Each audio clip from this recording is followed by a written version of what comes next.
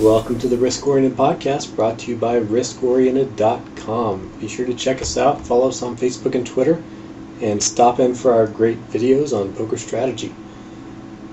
So this is the podcast where I'm going to talk to you about some of the mindset stuff that I've been working out. So the poker mindset's been one of my hardest challenges to overcome. Getting your mind right when you play poker is incredibly important because it is a mind game. And so anytime that you're not playing with your mind right, you're going to be playing bad poker. And bad poker for some people means, they're completely donking off tons of chips by just going all in all the time. For other players, it simply means you're not playing your A game. And so the first question I want to put to you is, at what level is your B game? And I define your B game in terms of your A game and your C game. Your A game is when you're playing at the top of your game, you're turned on, you're not making mistakes. And your C game is when you know you're playing poorly and you continue to play anyway. Your B game is somewhere in the middle of that. It's where you don't realize you're playing poorly, but you are not quite to your A game. And a lot of people play their B game nearly 100% of the time. A lot of times autopilot, when you're just kind of playing and not focusing, that's your B game. But it's really an issue for a lot of players to get to the A game and stay at the A game. So the question I put to you is, how good is your B game? Now, if you're like me, you spend a lot of time in your B game because of, running bad and maybe not tilting so much as getting upset about running bad. And I watched a really interesting video from a StarCraft professional who was talking about how to avoid the feelings of despair when you go on a losing streak. I thought it was a fantastic video, and the point he made was, ask yourself after the game how this is going to make you feel a year from now. Whether it's a win or a loss, ask yourself, a year from now, what is this going to feel like? And I believe if you kind of externalize your feelings at the moment of loss to, at the end of the day, this is just one game and there will be thousands more, that can really help you kind of get a perspective on just how bad your loss is. Now, some losses are worse than others, but you really shouldn't be playing in games that are so high stakes where the loss would impact you a year from now.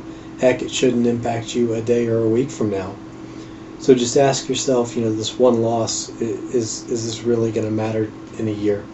Of course, that goes on the other side too.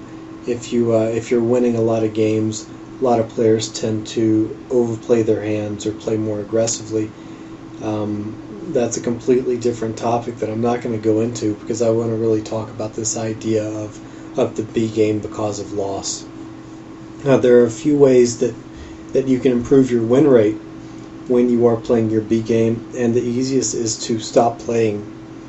Anytime you're not playing your A game, you're developing bad habits.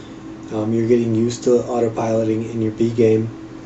And one of the recommendations that I always make to people and that I always followed myself is, when you see yourself stepping into your B game, and especially if you find yourself in your C game, quit playing. There's no reason to continue playing. They say practice makes perfect, but I disagree with that. I think practice makes permanent, and perfect practice makes perfect. So one of the keys to being good over time at poker is to consistently play perfectly so that you develop those habits of playing good poker.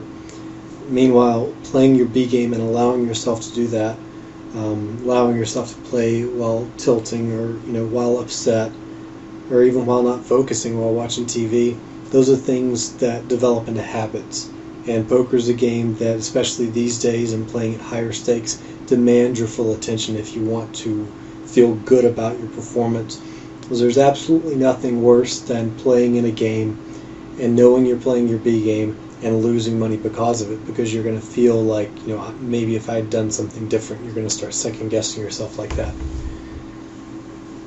So, tilt and being unfocused and things like that can lead you playing your B game.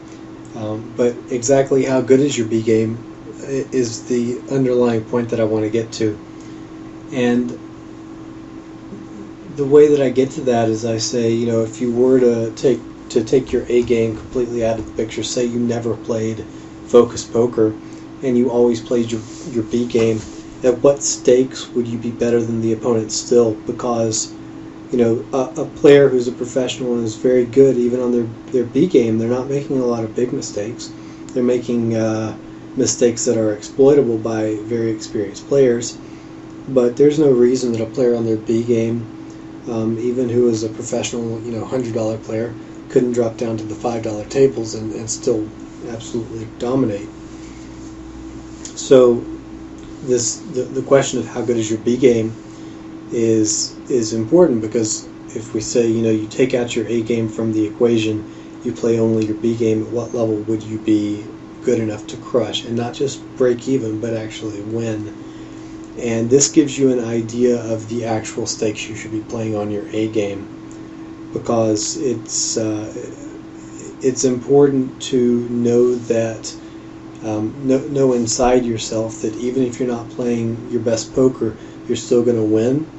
And that's not an excuse to continue playing your B game, but if you're winning on your B game, you're going to absolutely crush for a very, very high ROI on your A game. And you are going to be able to continue to make money. One of the biggest mistakes that I see new players doing is jumping into a game that's way above their skill level, something like the $200 stakes, where the players are pretty good.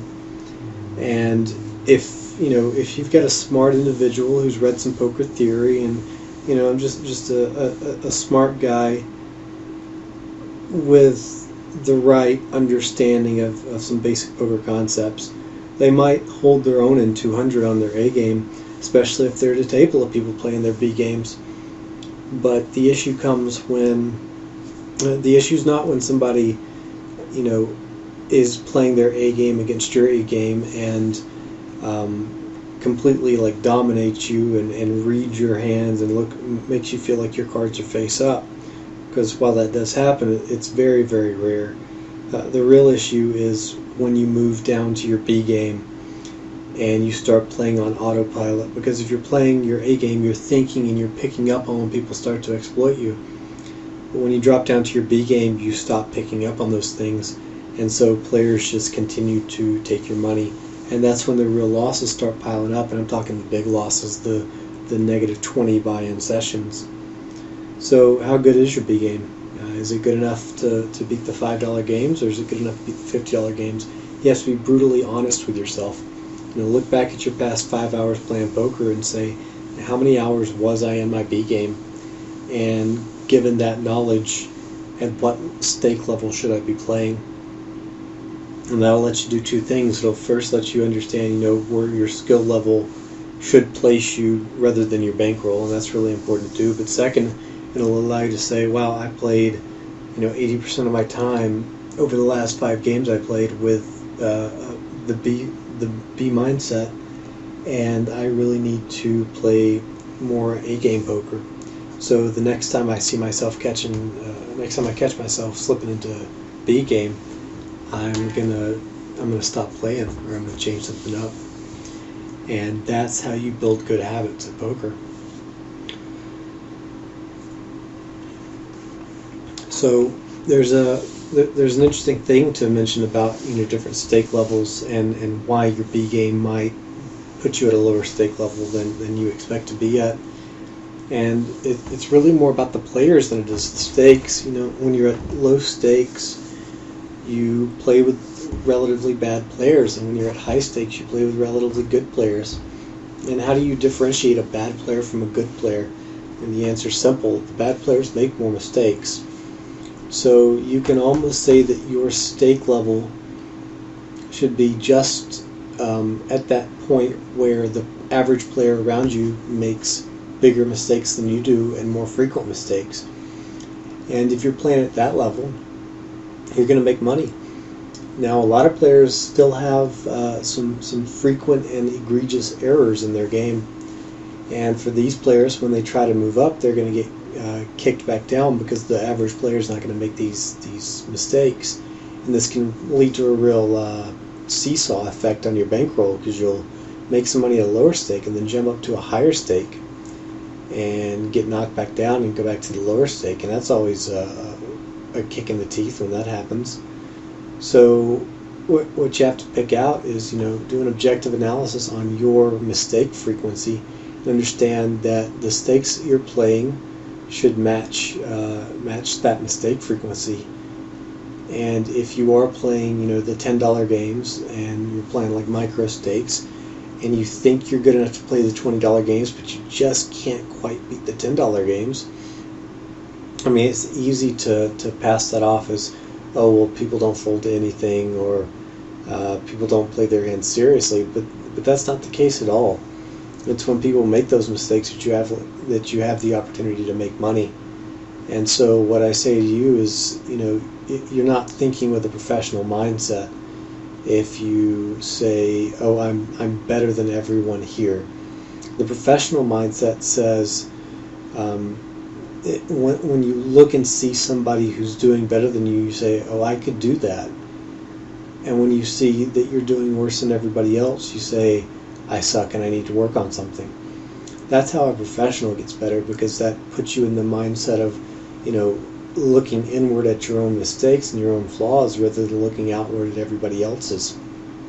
And I can assure you, if you're playing the $10 games and not winning money, you've got just as many mistakes as everybody there. You may not know what they are, and your next task will be figuring out what they are.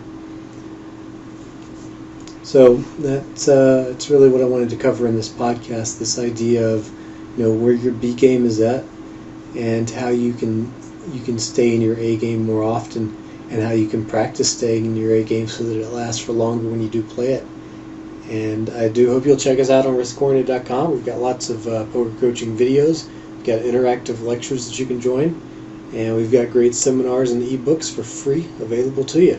So please do check us out, and catch our next podcast here at riskoriented.com.